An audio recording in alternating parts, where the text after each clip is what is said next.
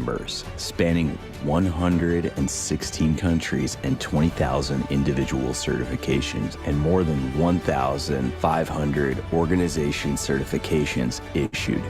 GIMI is the preeminent thought leader in driving innovation within organizations and equipping individuals with skill sets to innovate successfully.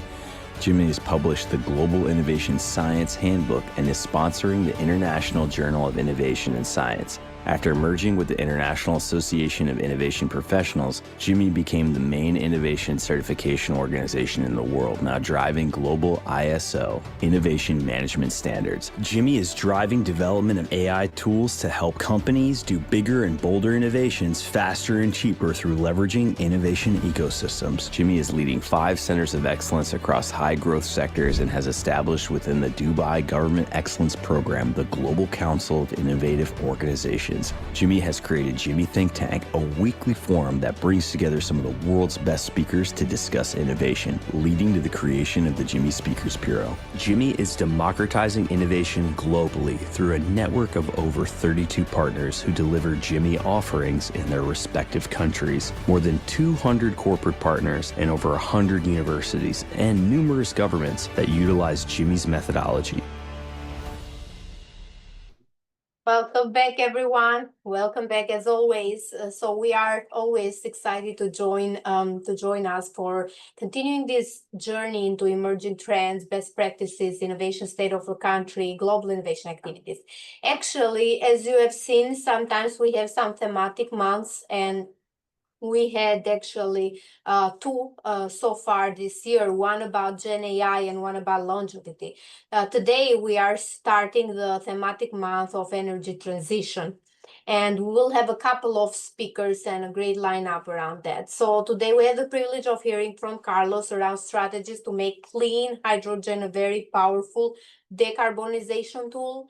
And for everybody who is interested basically on this, this would be a great topic to hear about. I'd like to leave the floor now to my colleague Viola, who is going to introduce the speaker for today. Thank you, Erila. Good morning, everyone, and welcome, as always, in today's session in the Energy Innovation Series, hosted by EXA Center and also GIMI. We're very honored and happy, as Erila said, to have all of you here as we explore the future of energy and also innovation. And of course, today's topic couldn't be more relevant. It's about strategies to make hydrogen a very powerful decarbonization tool. We are especially fortunate to have here with us Carlos Bernoy Lopez. He's a senior consultant. He's a global thought leader at Ramboll. Right now, he's supporting both the public and the private sector clients in turning Power-to-X strategies into reality. Carlos has nearly 20 years of experience working across the entire green hydrogen value chain, from the fuel cells and electrolyzer research to industrial applications, especially in industries like steel, ammonia, e-fuels, and beyond. Before joining Ramboll, he held various R&D roles at Sandvik, H2 Green Steel, and he also spent over a decade in academia across top institutions in Norway, France, UK, and Japan.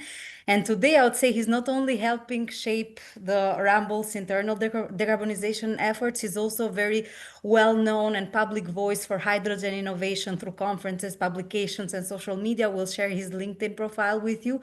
And in fact, he's currently also serving as a green hydrogen ambassador for the International Association for Hydrogen Energy. So with all this diversity of experiences and combination of scientific depth, practical project experience, and of course, knowledge on a systemic level, we're very happy to have him here. And without further ado, just join me in welcoming Carlos. Carlos, the floor is yours. We're very Thank you very much, Viola. Thank you very much, Viola, for this nice opportunity to speak about what I've been working all my life.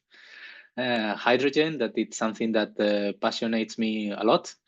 And I am ready to share with you my slides and presentation. So let me see that I don't do any mistakes. And then here, down there. So if I put you here to see you. So now I think I need to change this again. Okay. So I think now you can see all in presentation mode, right? Yes. I don't know. Could you see this the things from the? You see fully in presentation mode. You don't Yeah. see anything Yes. Yes. popping up. Okay, it's just I'm not very used to Zoom, so I'm not very familiar, fully familiar with the tool. Well, let me just start to tell a little bit what I've been working. So mainly where I come from. I am originally from Spain. Although I am these days living and working in Scandinavia, more specifically in Sweden, north of Europe. So today I would like to tell you what I've been, doing my whole life: hydrogen, clean hydrogen, and I would like to kind of put this subtitle into your heads. That is a bit the perspective from an EPCM company. You probably haven't heard about that acronym before. I will guide you to it. And if you have, you know already that we are a bit of a difference between an EPC. So although my background, as Viola said, is more as a scientist, and I've been doing R&D all my life, now I've been working with the engineers and the project developers, trying to help to do their hydrogen projects. So just a few words about the company. I'm working for Rumble for nearly 3 years now. Rumble is an engineering and consultancy company originally from Denmark, also north of Europe. And we are strongly based in north of Europe and the US. As you can see, we are a quite large company with 18,000 employees, and we are doing a variety of topics, not only energy, that it is the one that I belong, but we do other topics, as you can see from the different divisions that you see here in the picture. So water, transport, buildings, environmental and health, and we have even our management consulting division. So we like to say that we are a one-shop company where developers can come and we can solve lots of their challenges and questions to our different experts and engineers in-house. When it comes to hydrogen projects, we can see quite proudly that we've been in this quite a while, as is shown by the number of projects that we've been developing over these years. You know that hydrogen became very popular in 2020, and we've been doing more than 250 projects ever since, and we've been placed as one of the more relevant players in this topic. Now I would like to come more into the topic of the presentation, leave behind a bit the company speech, and tell you more about the topic itself, and explaining you a little bit about the Power to X terminology that maybe you heard, and something that we use a lot in north of Europe, mainly in Scandinavia. But in some places in the world, people don't understand very well what it means. And at the end of the day is to utilize hydrogen for something else, for bringing what it means the power, the renewable electricity that we are getting from the wind and solar panels that you see on the left side of the image to many applications. In this sense, I will tell you later what Rumble stands on where hydrogen should be used, and as the phrase said, to decarbonizing sectors that cannot easily be electrified. And I will come back that in a couple of slides. But before that, just explaining you a bit about the terminologies in the construction of a hydrogen project. I think it is nice to understand who does what. And I made this pyramid to sort of understand where we lie ourselves. I told you that we are an EPCM company, M for management. So we are the ones who actually coordinate, who actually represent the customer, owners, engineers in some moments of the project life. But we are not the ones building it. These are what we call the EPCs. These are the ones who are actually doing the plant, the reactors, the buildings.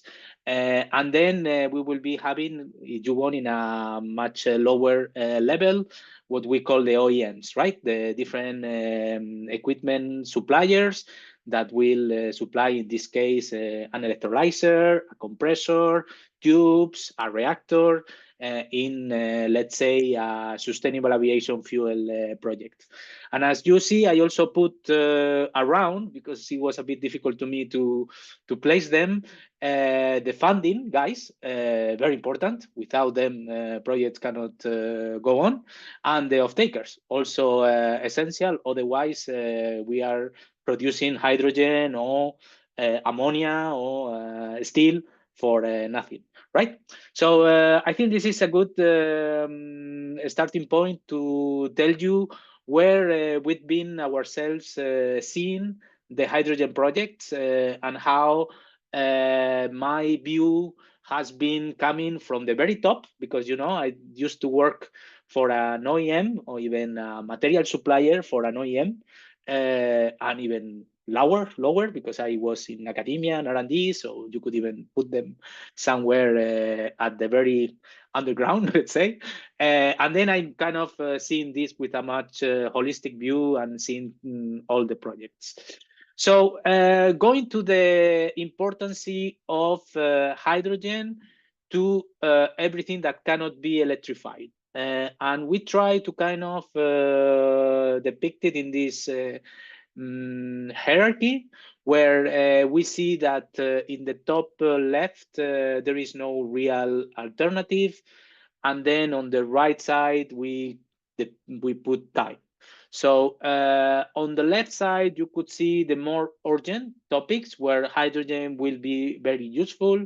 And on the right side topics, we could see hydrogen coming, depending of the circumstances and how easy it is to produce hydrogen.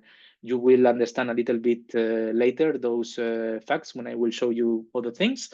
But in those right side topics, probably what we will be doing right now and most likely all the time is to electrify. Even in the left side parts, there is some people who would argue in the ferries, long-haul trucks, even aviation, that electrification has a lot to say. But I think we could all agree that in the next 10 years, electric planes will be something very limited. Ferries, it is true that we have started to see them here in Scandinavia when they do very small,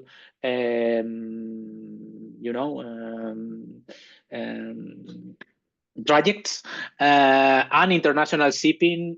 Probably it will be very difficult because of the long distance, the weight that they need to transport, and even not possible in the up ones where you need to use hydrogen as feedstock for refineries, for the chemical industry, for fertilizers. Those are industries that would need a molecule of hydrogen to produce ammonia or to produce methanol or to produce the gasoline and the petrol or the kerosene that we use. Steel has some other options than just hydrogen, but it seems that hydrogen it is the more let's say plausible option for them to do it. So after this, I would like to kind of guide you into a question that probably you've seen a lot, and it's how much hydrogen will we need after all? And here, think only of the molecule of hydrogen, and think of the role that the molecule of hydrogen needs to have in a wall hopefully net zero, fully decarbonized. So since the very beginning, we have seen estimations very, very high at the beginning. You know, this was the one done in 2021 by Bloomberg Nef, a quite good consultancy company in renewable energies. You know, it's over 1,000 million tons, so even 1,500.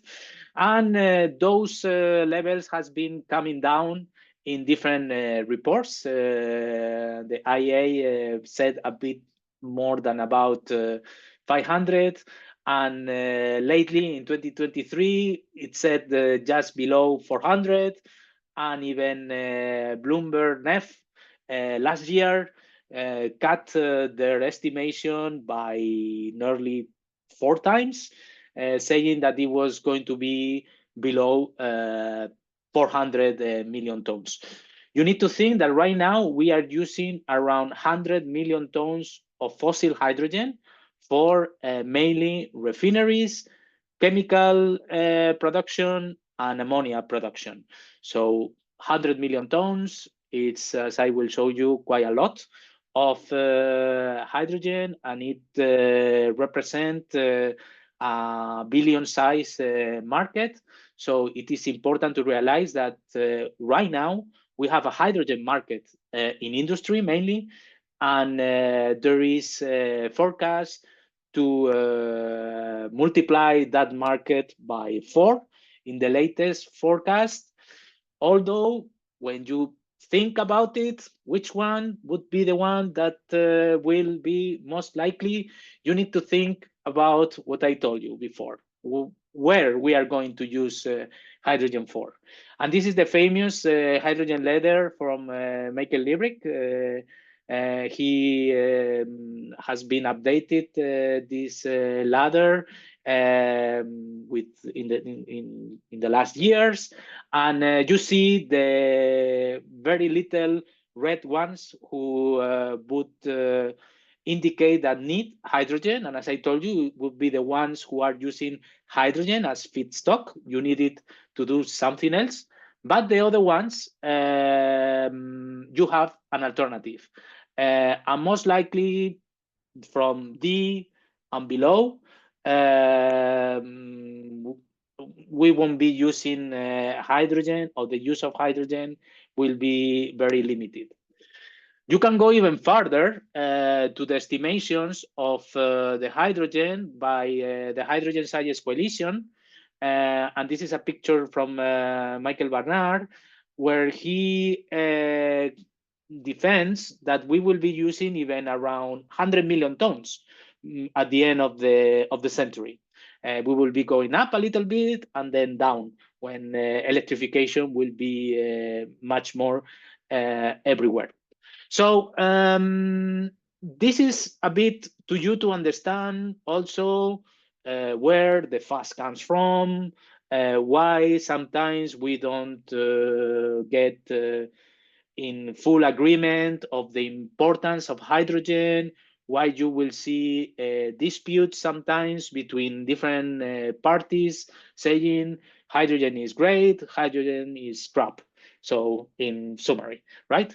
But I think that it is clear that right now we use 100 million tons of hydrogen, and at least that volume, according to this, and most likely more than that, will be needed in a full decarbonization world, because we need them for using it as feedstock and to replace and to decarbonize other sectors very difficult to electrify. We could see that electrification is coming very fast, but who knows, right? After this, let me jump a little bit also on the type of hydrogen. And here we need to talk a little bit about colors. You heard probably that we have hydrogen in many colors. In this picture, we've got even one missing, that it is white hydrogen. White hydrogen is the one that it is naturally in the ground. that is formed naturally. And you could see from the bottom to top the fossil ones to the renewable ones. So right now, what we are mainly using on these 100 million tons of hydrogen that the world is using right now is gray and black hydrogen. Gray is the one coming from natural gas, by the reforming of the natural gas, and black would be by the gasification of coal.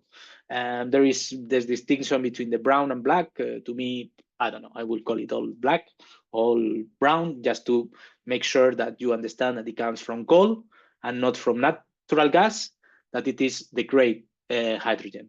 Then we have the blue and the turquoise hydrogen. This one is also still coming from the natural gas, but in this case, depending of if you capture the CO2 or you use the pyrolysis to burn down the methane molecule, you would have blue, either turquoise. I will show you later when we will consider these types of hydrogen clean or not. And this is also an important topic to address. When it comes to renewable hydrogen, most likely we refer to electrolytic hydrogen, the one that we do with electrolysis. Also, depending on the source of the electricity, if it is coming from renewables, if it is coming from nuclear, or if it is coming from the grid, we will be using these three different colors: green for renewables, pink, purple for nuclear, yellow if it comes from the grid. No matters if it is decarbonized or not. You would use that. You would say that you are using yellow hydrogen. In practice, we mainly talk about three types of hydrogens, and this is most likely what you've been using the most: the gray, the blue, and the green. The gray, natural gas; blue, because it is the same but capturing the CO2; and the green is because we will be using all the renewable power and electrolysis. But I think it is important to you to understand that there are many types of hydrogens, and this contributes, unfortunately, to the fuss and to the noise that we have in the industry. However, I think it is important to try to get away from the colors, and we should talk about clean hydrogen.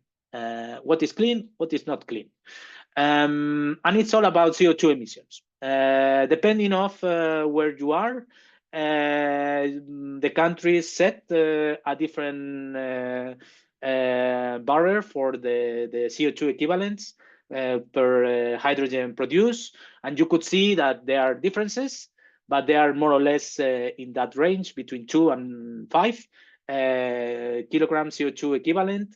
So what you need to actually make sure when you produce, when you use clean, or you want to use clean hydrogen, is that you are below the regulator where you are, as it is logical to understand, right? So in order to do this, it is good to see how the different colors meet this CO2 equivalent targets, right?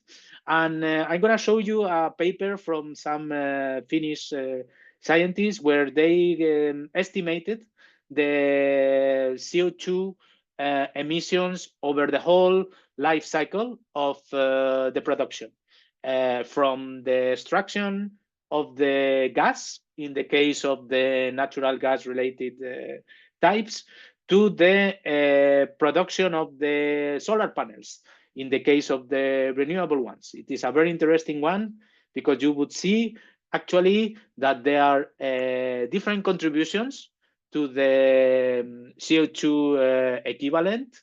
You see on the diamond the actual number of the CO2 equivalent. So if you have a gray hydrogen, you are 12 and 13. In this case, these guys, they were also having the variable of having either a gas coming directly from the pipeline, or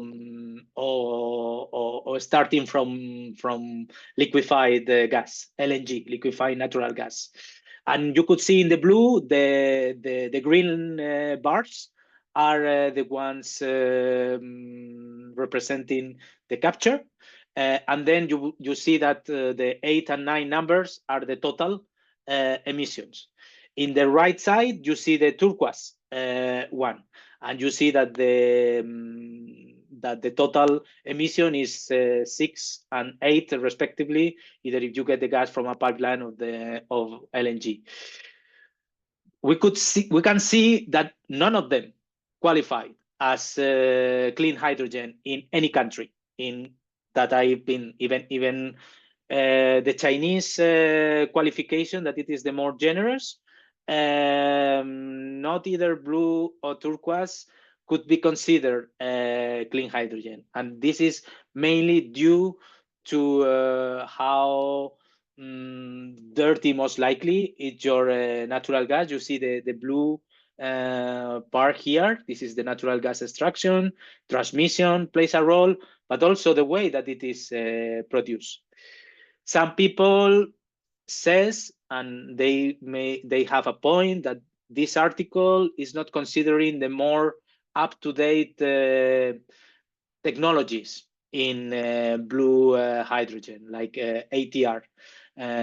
So this could go a bit lower. But no matter what you do, what you need to make sure is that you get below that bar in to qualify as clean hydrogen. It is very curious to see that when you look at renewables and you have and you look at just solar in the UK, it wouldn't qualify as clean hydrogen, something that it's completely unnatural to everyone, most likely, right? How if I am producing green hydrogen from PV, renewable electricity, cannot be considered clean? Well, because still we are having lots of emissions in our solar panels production. This will most likely go down in the future as soon as we will decarbonize our societies. But this is a bit also the way to go forward to see which one you can actually qualify, which type of hydrogen qualifies in your country, in your region, as clean hydrogen. So if I do just a small conclusion recap of this part, my take on this is that even in a scenario with high electrification, hundreds of tons of hydrogen will be needed. I estimate around 200 million tons, twice that the hydrogen that we are using right now. I think I show that the best alternative with less emissions is green hydrogen. It is the one that I would actually recommend to everyone to use.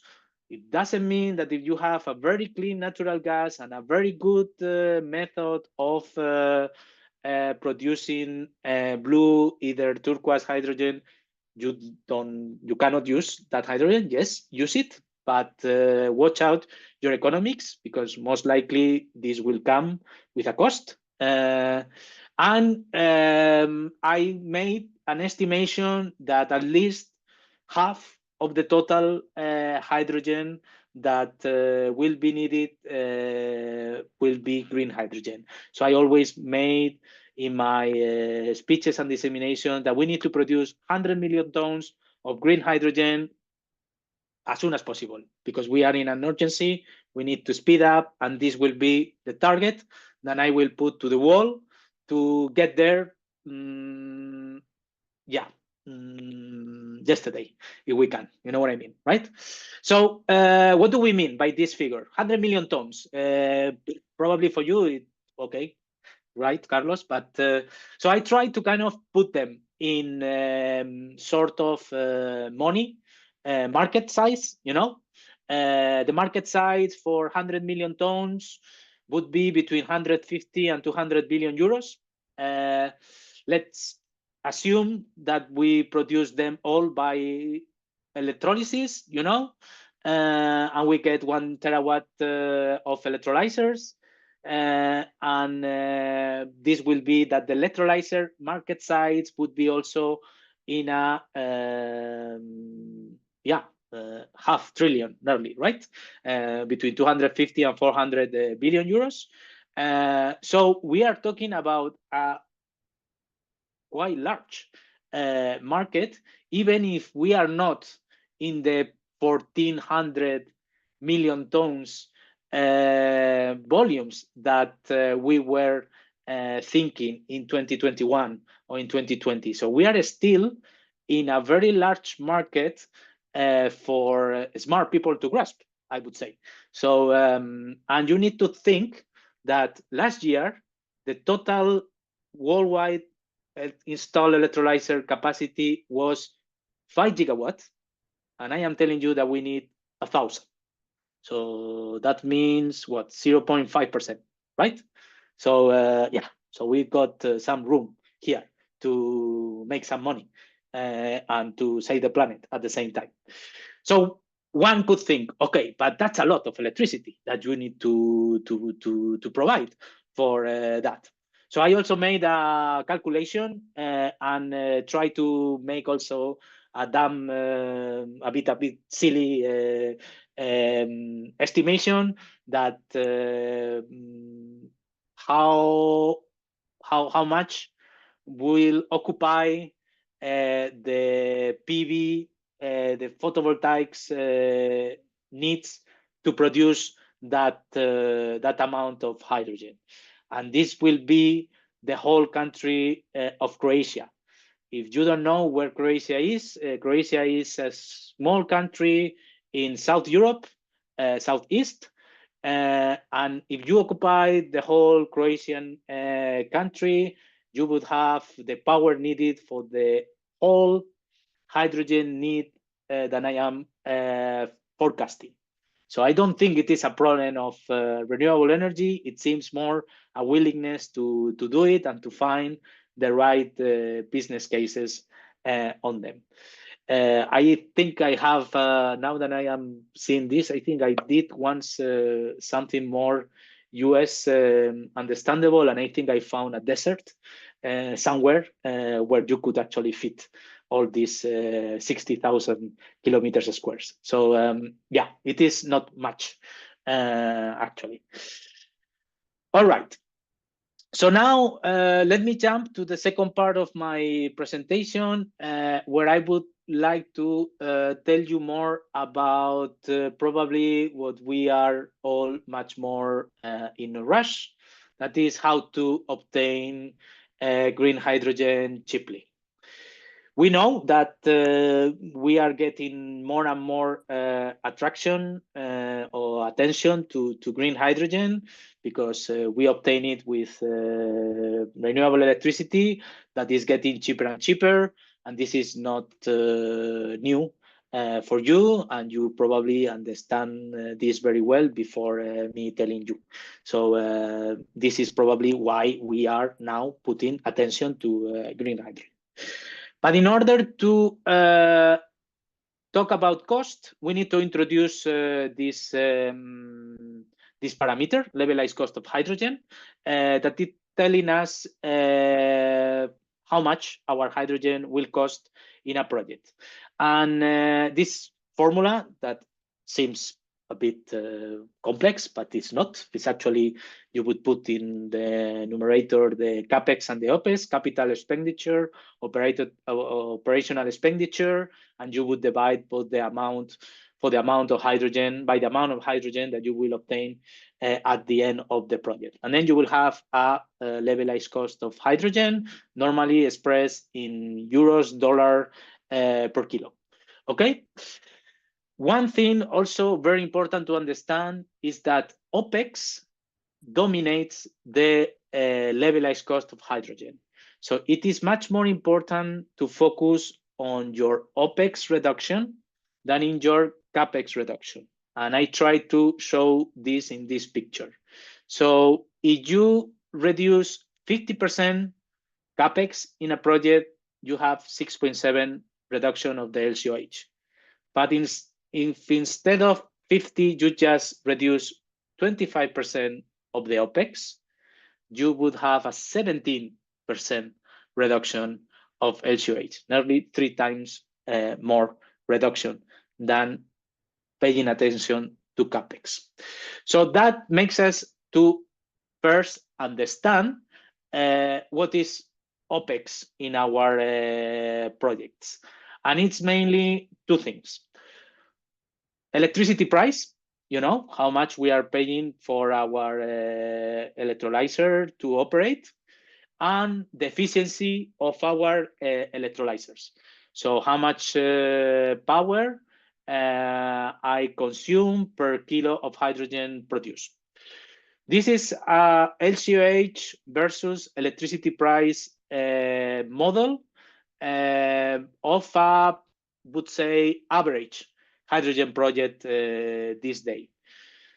Some people would say optimistic CAPEX, 2,000 euro kilowatt for the whole hydrogen plant, although the good projects are getting there, I can tell you that. And OPEX, using the current technologies available, are around 54 kilowatt hour per kilo. This is an efficiency around 65, 70%. Okay? You see how my LCOH changes a lot if I have low electricity price or high electricity price. As I am in Europe, my reference is the fossil hydrogen price. So you see that I am quite in trouble because even, you know, with very low electricity prices, I can barely compete with the fossil hydrogen. This is even more difficult when I see the actual prices of the electricity in Europe. We are seeing that right now, South and North Europe has very cheap renewable electricity prices. And it's true, they are cheap. You know, 40 euros per megawatt hour is very cheap for electricity. But you see that even in those places, LCOH is around 5 euros per kilo, quite far from, in the best scenario for me, fossil hydrogen 3 point something euros kilo. Depending on the price of the gas, this could go even lower. You know, that varies with the gas prices. In Central Europe, it's even worse because renewable electricity prices are more expensive. I think I've been kind of, let's say, nice with them. Some people would tell me that even 60 euros megawatt hour in Germany or the Netherlands are difficult to obtain these days. But let's imagine that these are where we need to get, right? Because realize that below 30 euros megawatt hour will be also very difficult to achieve, to reach when we are talking about these industrial projects that they are craving for power nearly 24/7. I am using here, I don't know if you see, a 70% capacity factor, trying to get the maximum renewable electricity that you could get if you add solar, wind, and maybe hydropower. And then maybe you could get a PPA very in your favor there. But I think we need to work with these electricity prices and realizes that this is the hard truth, that below that is going to be very difficult. So what is the solution, or what we need to try to do? Well, we need to try to work with our efficiencies. We need to try to work with our CAPEX too, but I can tell you that if I would use the 2040, this green one would lie here. So the actual change in your LCOH is the OPEX, and how much efficient is your electrolyzer. And here you need to think of high efficient technologies. And you have heard probably many times about solid oxide, but I'm sure that low temperature electrolyzers will come and will be there giving this response, because we have to. If we want to actually produce hydrogen at 3 euros kilo, that for Europe would work, but we know that for the US, we will be probably more down here. We only can work with very high efficient solutions, because electricity prices will be quite much more difficult to get there because of the profitability of the electricity generation person. He needs to have also to sell the electricity in a decent price. Otherwise, this won't work. And we will go with time. So this should go even higher, no? As we go over with time, because inflation and so on and so forth, So then my way to go forward is to actually make sure that you are in the cheap renewable electricity area, and at the same time you aim to have high efficiency technologies in your projects. Something that right now it is very difficult, because the high efficiency technologies are still under development, but we should make strategies. We should think how we could, maybe after I have done a small part of my project, or I put some stacks, I replace them with the high efficient ones, and I become even more efficient with time. I can be an early adopter, probably it's gonna open me doors, but with time, I will be facing the competition of those technologies to come. So think long term or medium term when you are now doing your projects. Otherwise, your projects could get old very fast. And then you will get a very cheap piece of equipment that you were thought to use for 30 years and are a bit useless after some time. So as a recap, also in this LCOH part, location is very important. We need to produce hydrogen in those places where we have abundant renewable energy. As I said, combination of different renewable electricity generation is also very important. It's not only wind or only PV who will make it to work. Most likely we need the combination, we need hydropower, and probably you have realized that I haven't talked about nuclear, because nuclear is very difficult to compete in these prices. If we have a concrete nuclear power plant that can deliver electricity price competitively at this price, awesome. It is even better. 24/7 production. I have even excess heat that I could use for my electrolyzers, but this is not the normal case of a nuclear power plant. Second point, high efficiency technologies are the solution to get parity with fossil hydrogen. In my case, EU, because it is where I am. And think small to finish big. I mean, don't start thinking of the gigawatt. Think rather in a small megawatt to later come into the gigawatt, because otherwise you're going to get frustrated sooner or later. Either now, when you would put all your capex together and you would tell me, Carlos, you've been telling me that capex doesn't matter, but banks don't want to give me the money. They say, well, yes, you are in a 2 billion euro project. Sure, that capex matter. But if you are in a 50 million euro project, maybe your bank, well, is a bit more happy to risk Well, instead of 50, it's going to cost 53. Fine. But instead of 2 billion, 2.2, well, 200 million is a lot of money. So you see, this is something that I've been through. So I've been like not thinking in the billion, and so I'm telling you because I experienced this the hard way. So try to put things in perspective when you are developing projects. Okay. All right. I think I went a little bit over the 30 minutes, but this is the end. The conclusions.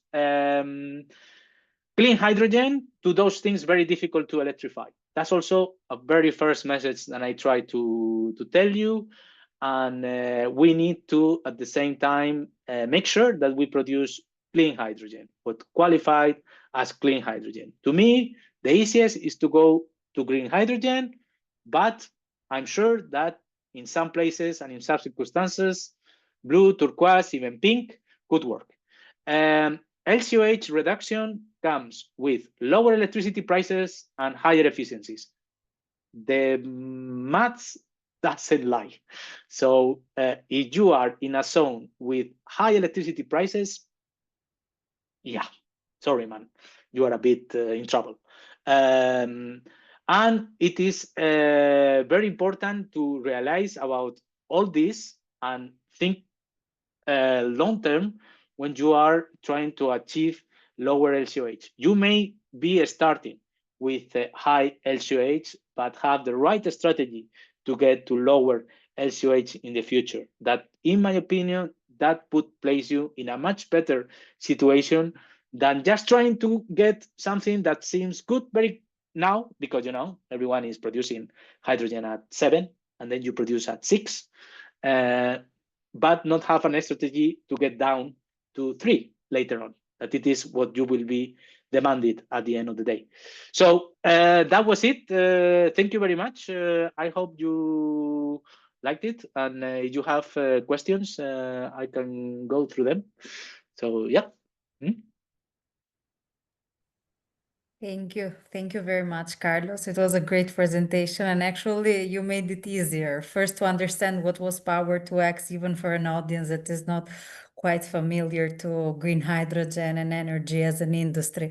Just to kick it off, there is this growing narrative, as you might know. Every country wants their own hydrogen hub. However, as you were mentioning during your speech, and even now in the end with the conclusions, only certain geographies, so the ones which have abundance of electricity and cheap renewables, can actually reach those cost competitive levelized costs of hydrogen.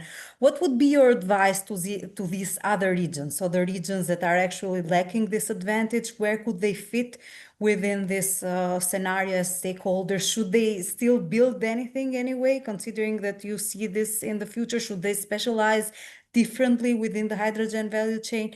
So what would be an advice for them? To me, I would try to think wider, and to me, Europe is an example, right, of this.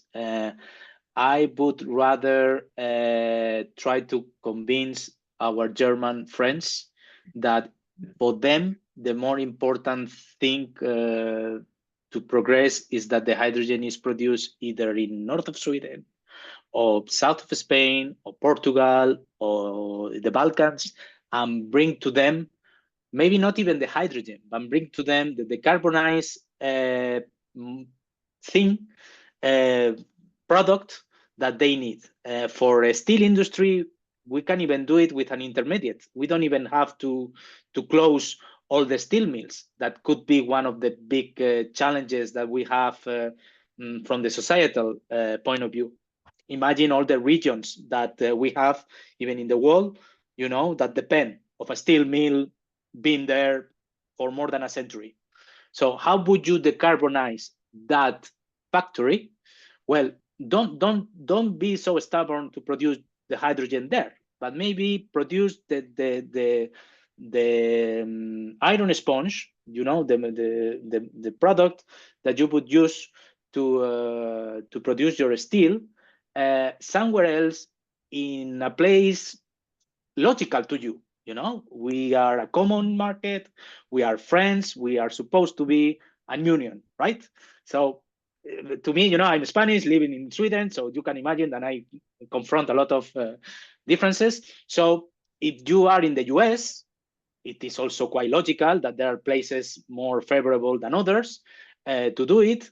If you are a bit in Japan, well, you are in trouble because, well, maybe you need to get renewable energy. Where do you get it?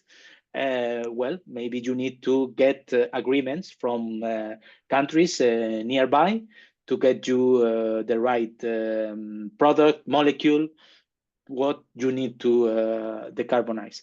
But I wouldn't be stubborn to get hydrogen because even with a very efficient one, the LCOH model, you know, don't lie. I mean, it is very difficult if you are not gonna get electricities below 50 euros megawatt hour. If you don't see that possible in your country, think another strategy, but not to produce it in your country. That's what I would say right now. Yeah. Thank you. Thank you very much, Carlos. And you also mentioned a bit about the strategy. We as GIMI, as IXL, are always gearing towards open innovation. You shared some staggering numbers. So I took note, 100 million of green hydrogen, 1,000 gigawatt of electrolyzers, 200 to 400 billion euro in electrolyzer market potential. And you show that there is quite a big potential in there and opportunity. In the work that we did actually in Brazil and other energy hubs, we've seen that strategy might be there, the will might be there. However, there is a burden when it comes to implementation. What would you say are not just some of the barriers, but some of those barriers that are underestimated so that we can actually turn these targets into real infrastructure? And I mean, how can governments prioritize? Yeah, the main barrier is that we are in the most difficult task in the decarbonization. We are the ones dealing with the more complex technologies. A hydrogen plant is not only to do an electrolyzer. I think every engineer would agree that a PV plant, it's much easier to build and to put in place than a green methanol production. So that's one of the first things to realize. And this also comes into the innovation. So in order to deal with very difficult tasks, humanity, what has done is to innovate, to put R&D money, innovation money in there. That's the way that we came from COVID. That's the way that we went to the moon. That's the way that we will do this. So that's something that the governments can do. Then other thing to realize is who we compete against. We compete against fossil fuels. And in this case, very, let's say, not very fairly. You know, it's like you would play soccer with your hands because, you know, it's very cheap. They got no sanctions, no penalization. So the steel industry, for instance, why is gonna leave coal if it is just about economy? You know, they don't have any incentives to do it. So either you make them somehow economically get advantage of the use of renewables, or you do the other way around, then maybe it is more difficult because it would create more geopolitical fights, as we can all imagine, because there are countries who depend their economies from fossil fuels. So maybe the way, if you know, Brazil is a country with lots of potentials, no doubt. It would be like a country where you could do it. It's not like Germany. Well, maybe the way is to, okay, we here in Europe, we are putting incentives to the technology. That goes also into the investment sort of policy. You know, you try to support the projects, to try to support innovation. we got something called here the Innovation Fund. It will put hundreds of millions of euros in projects, but it needs to be really fulfilling what we are saying. Okay, you are trying to put your smart people and your smart ideas to work and to do something kind of the next step, you know. So that would be the way to go forward. But I think we need all to realize that this will be the most costly for everyone. We are also having the tendency that no, renewables will be always going cheaper and cheaper and cheaper. Well, some things will be cheaper. I'm afraid that other things will be a little bit more expensive. And we need to find the balance, you know, we need to find a way to compensate the people suffering the most by the increase of these more expensive products. And that's again policies that governments can do in putting, for instance, green steel in building housing. Well, give subsidies or give something to people to actually be able to spend that money in the green product instead of buying the dirty product. That would be also a way to go into that direction, you know. These are all some great points, Carlos, from the complex technologies and the comparison that you did, the importance of putting R&D money and innovation, and also thinking whom we are competing against, the competitors and the overall dynamics. Now, related to your answer as well, you touched a bit upon the geopolitical shifts, also referring to our experience again and the fact that we're always collaborating with experts like you or even young professionals in the area. We've also seen what we call the human capital gap. So capability is also lag behind, education, training also seems to lag behind, and there is some sort of orchestration that is needed that is critical. From your experience, not only as a thought leader within Ramboll, but also research and scientific background, what would you say are those talent profiles that are most urgently needed right now for companies that are entering the hydrogen space? And how do you see the future going with front? To me, the most important profiles are the ones really understanding renewable technologies.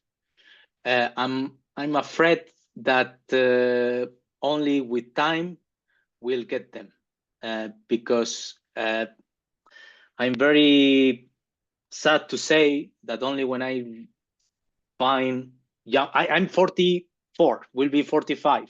I've been educated in renewables all my life, and I'm a rarity. I'm not the typical profile professionally. So most likely people are educated in the fossil world. So I think those are the ones that we need, you know, people understanding what renewable means, you know, centralization versus decentralization, something that the fossil fuel or the oil and gas mines get very difficult to understand. This is a completely different world. And also the geopolitics. We need to not fool ourselves and understand that there will be new powerful countries and current powerful countries who will lose their power and who would like to lose their power, yes, as you know, as later as possible. I think that's logical to understand, and working together and trying to get understanding. You know, we've seen it in Europe. Spain is coming up, you know, as a new country, very powerful in renewables. Well, for the European market, it's a change. It's not that we've been a poor country, but we weren't the leader of Europe. They were Germany, France, the UK. You know, the UK now is out. So it changes. And then imagine Middle East and imagine South America. Yeah, conflict with North America. Well, don't get me started. Carlos, if I may ask just maybe one last question Yes. to you, and then maybe with this we can wrap up the call. But this topic of green hydrogen has been, let me just give a number, maybe 7 years around the globe, like moving very strongly. And then there has been some investments made on this industry, right? As you mentioned, in different projects, don't have the value, but let's say $100 billion probably is being invested in these projects around the globe. And if you add to that the piece of the technology changes around the globe, I have a question more like for you to maybe give us some comments. So, with this speed that technology is changing all the time, and with the fact that still the green hydrogen is kind of struggling to compete because of the levelized cost that you mentioned with fossil fuels, right?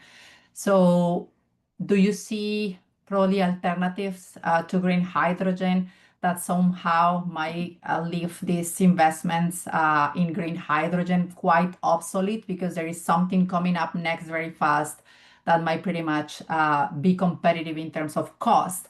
And that will kind of the same goal, right? Energy transition, and will kind of support the industries to make that shift. Do you see some movements around that? If we get very strong on that, clean hydrogen is what I've been showing in terms of CO2 equivalent. I don't see many technologies to be able to do it. As I said, blue turquoise could come at the same level, in my opinion, in green hydrogen, and would need also to fulfill a certain characteristics.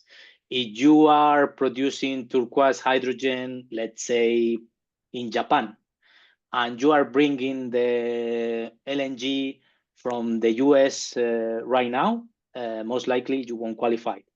If you put yourself a target to get very clean hydrogen that needs to be most likely from the Norwegian wells these days, economically will be difficult to you to compete against green hydrogen produced nearby in a cheaper manner.